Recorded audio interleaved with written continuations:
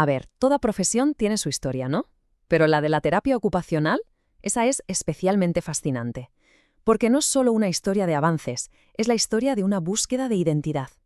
De cómo, durante más de un siglo, ha estado definiendo y redefiniendo su razón de ser a través de sus paradigmas.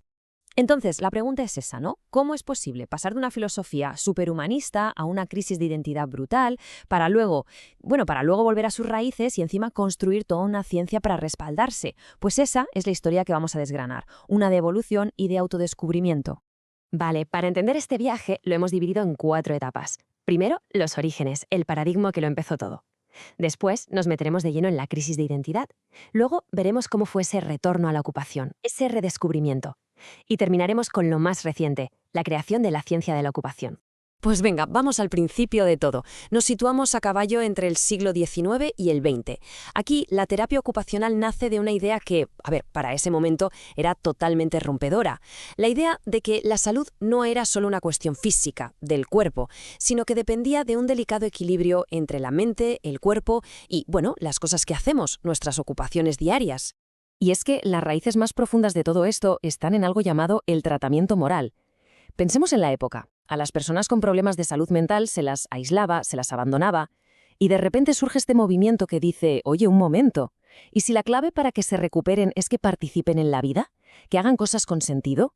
Era un cambio de perspectiva brutal, un enfoque, sí, profundamente humano y digno. Vale, y sobre esa base filosófica se construye el primer paradigma oficial de la profesión.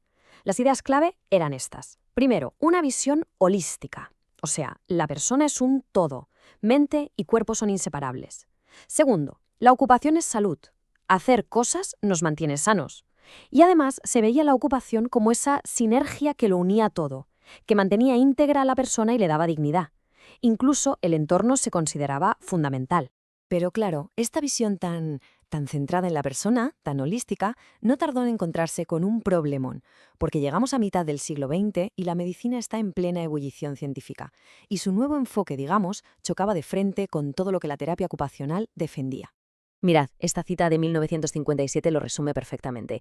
Es el dardo envenenado del mundo médico. Oye, que no tenéis una teoría rigurosa, que no hay evidencia de que lo vuestro funcione. Básicamente, les estaban diciendo que no eran científicos. Imaginad el impacto de esto. Provocó, lógicamente, una crisis de identidad y de confianza tremenda dentro de la propia profesión. Y aquí está la clave del choque. Es que eran dos filosofías totalmente opuestas. Por un lado, el paradigma de la ocupación, que es holístico. Ve a la persona como un todo, activa en su propia recuperación, donde lo que hace y su significado es lo importante. Y por el otro, el modelo médico reduccionista, que es como, el cuerpo es una máquina con piezas rotas y el médico es el mecánico que las arregla. Dos mundos, vamos. Entonces, ¿qué hizo la terapia ocupacional ante esta presión? Pues lo que muchos harían. Intentar adaptarse. Y de ahí sale el nuevo paradigma, el llamado mecanicista. La idea era, si no puedes con tu enemigo, únete a él. Querían ganar legitimidad, ser respetados por los médicos. Y para eso empezaron a hablar como ellos, a centrarse en lo interno, en lo neurológico, lo anatómico, dejando de lado el significado de la ocupación. Claro que esta adaptación tuvo un precio altísimo.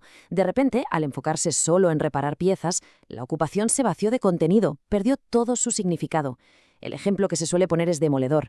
Pacientes que se pasaban horas lijando tablones de madera, no para hacer un mueble, no para nada, solo como ejercicio para el brazo. La actividad, en esencia, se había quedado sin alma. Y así pasaron las décadas. Pero poco a poco, dentro de la profesión, empezó a crecer una sensación de que algo no iba bien, de que se habían dejado por el camino lo más importante. Y así es como empieza un movimiento para volver a los orígenes, para redescubrir esa palabra mágica que lo empezó todo, la ocupación. Y aquí viene la gran ironía. El intento de solucionar la primera crisis provocó una segunda. ¿Por qué? Porque al imitar a la medicina, la terapia ocupacional se fragmentó en 1000 especialidades. De repente, un terapeuta de salud mental y uno de rehabilitación física casi no tenían nada en común, no hablaban el mismo idioma. La profesión se estaba diluyendo. Había perdido su núcleo, su identidad unificadora. Así que si recapitulamos el viaje hasta ahora, es un auténtico círculo. Empezamos con el tratamiento moral, pasamos al paradigma original de la ocupación, luego la crisis de los 50 nos lleva al mecanicismo, que a su vez provoca la segunda crisis en los 70, y a partir de los 80 empieza el retorno, el nuevo paradigma centrado de nuevo en la ocupación. Un viaje de ida y de vuelta.